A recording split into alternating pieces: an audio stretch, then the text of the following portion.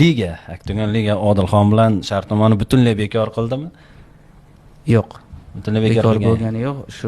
O'sha oxirgi vaziyatda ularni Erkabo'lan bilan bo'lgan holatdan keyin 3 oyga chetlatildi.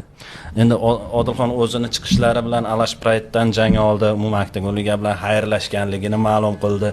Nahotki liga misol uchun tan olish kerak, Odilxon Oktagon ligani qaysidir ma'noda o'sishiga nisbatan xizmat ko'rsatdi-da. Qiziqish uyg'otdi misol uchun. Har doim u ishtirokidagi janglar ko'p ko'rildi. Buni tan olish kerak.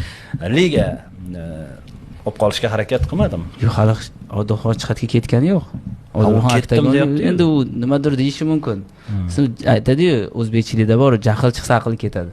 Xuddi shunday qanaqadir emotsiyada gapirgan bo'lishi mumkin. Hali ko'rishamiz, gaplashamiz, o'tiramiz, muzokara olib boriladi, hammasi joyiga tushadi, xudo xolasa.